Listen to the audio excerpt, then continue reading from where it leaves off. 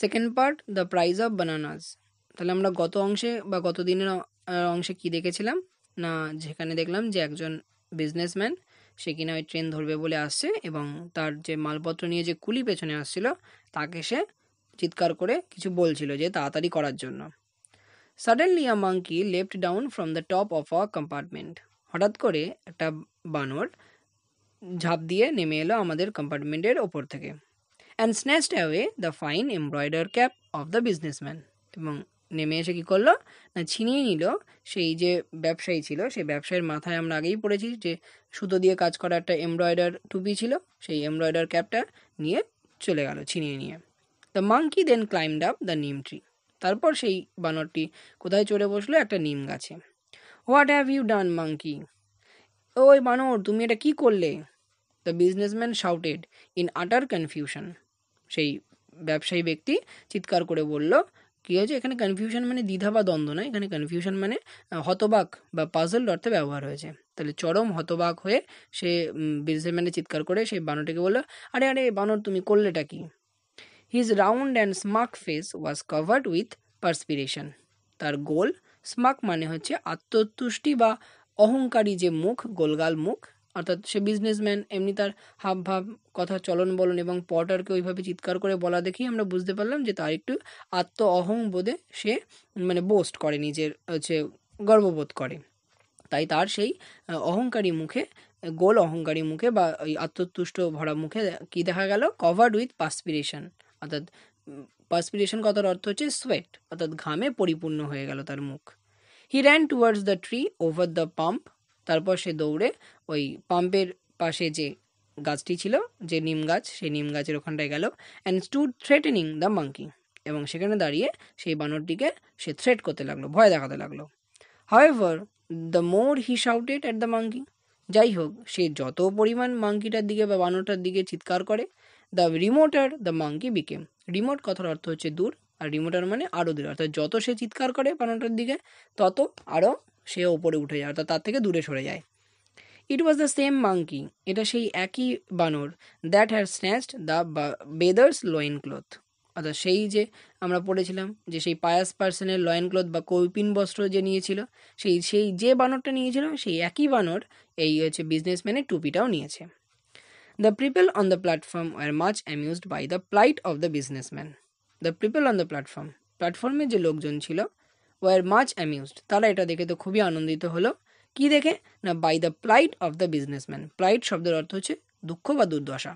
তাহলে এই যে ব্যবসায়ী এরকম দুর্দশা হলো বা এরকম নাজেহাল অবস্থায় পড়লো, এইটা দেখে কিন্তু প্ল্যাটফর্মের বা লোকজনের মানে প্ল্যাটফর্মে যারা লোকজন ছিল তারা কিন্তু খুব আনন্দ পেল। He looked with a piteous and hopeless expression on his face. এবং সে চারিদিকে কিভাবে দেখলো বা তার মুখ দেখে মনে হচ্ছিল সে চারিদিকে একটা পিটিয়াস অর্থাৎ করুণ এবং হোপলেস অর্থাৎ নিরাশা আর একটা অভিব্যক্তি নিয়ে সে চারিদিকে তাকালো।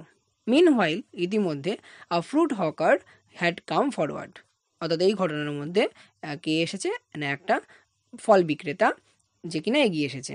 পুশিং হিজ লিটিল কার্ট, কীভাবে না, তার যে ফল বিক্রি করার যে একটা ধরো ছোটো মতো এরকম ঠেলা গাড়ি আছে, সেই ঠেলা গাড়িটা নিয়ে সে এগিয়ে এসেছে। হি টোল্ড দ্য শেঠজি, অর্থাৎ এই বিজনেসম্যানকে আমরা দেখবে বিভিন্ন হচ্ছে বিজনেসম্যানদের শেঠজি, হ্যাঁ, এরকম বলি, তাই বলছি he told the Sethji that he would rescue the cap. সে এই টুপিটাকে তার কাছ থেকে এনে দেবে, অর্থাৎ উদ্ধার করে দেবে। The businessman SIM slightly relieved. অর্থাৎ এতক্ষণ তার আমরা দেখলাম তার যে এক্সপ্রেশন সেটা কীরকম ছিল, প্রিটিয়াস এবং হোপলেস। এখন এই কথাটা শুনে, অর্থাৎ এই ভেন্ডারটার কথাটা শুনে তার একটু স্বস্তি এলো।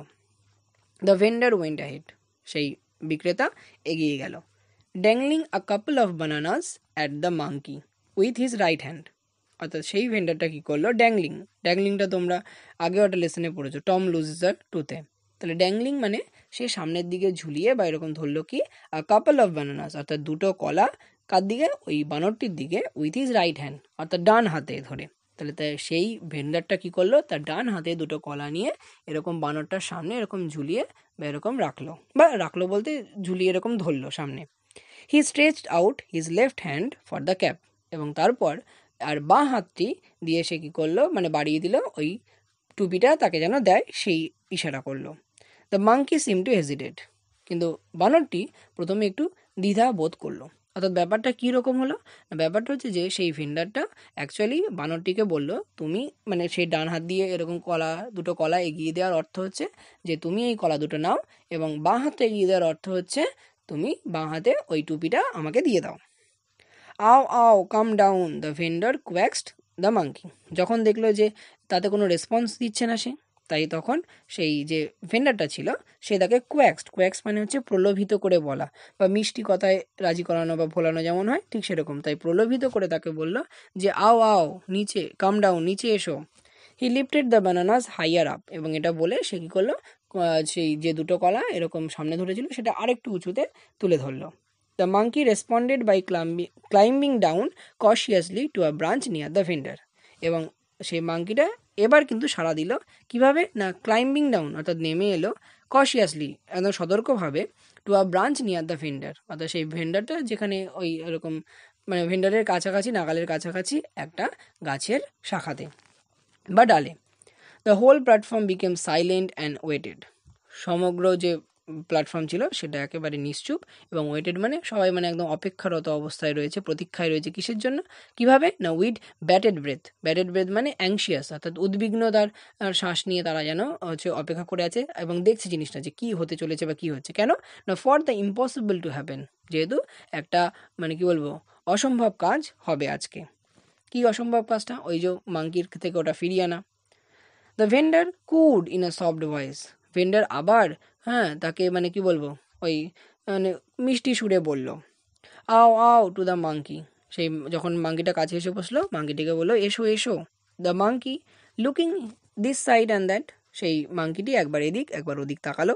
অ্যাকসেপ্টেড দ্য বার্গেন, অর্থাৎ এই যে দর কষাকষি তাদের মধ্যে চলছিল ওই সেটা দেবে। বার্গেন মানে কি বিনিময় এখানে হিসেবে বোঝা যায়, অর্থাৎ তুমি এই দুটো কলা নাও তার বদলে ওটা দাও, তাহলে এটা সে গ্রহণ করলো। It took over the bananas with his right hand. তাহলে এই মাঙ্কিটা এবার কী করলো, ওই কলা দুটোকে ডান হাতে নিল, and release the embroider craft slightly crumpled with his left hand. এবং তার বাঁ হাতে ওই ক্রাম্পেলড মানে হচ্ছে একটু ভাঁজ খেয়ে যাওয়া, অর্থাৎ সে তো আর ওরকম একদম পুরো গুছিয়ে ভালো করে ধরবে না, এরকম টেনে নিয়ে চলে গেছিলো। তাই তার হাতে যেরকম একটু লেগে সেই আয়রন করা একদম মাথায় পড়া বিজনেসম্যানের টুপিটা একটু ভাঁজ টাজ খেয়ে গেছে, তাই বলে সেই একটু ভাঁজ খেয়ে যাওয়া টুপিটা সে রিলিজ করলো, ছেড়ে দিল তার বাঁ হাত থেকে।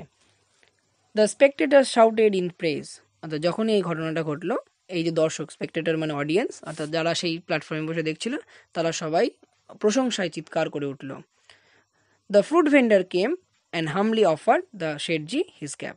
অর্থাৎ সেই ফল বিক্রেতা এলো এবং সেই শেঠজির কাছে এলো এবং এসে হামলি বিনম্রভাবে তাকে তার টুপিটা ফেরত দিল।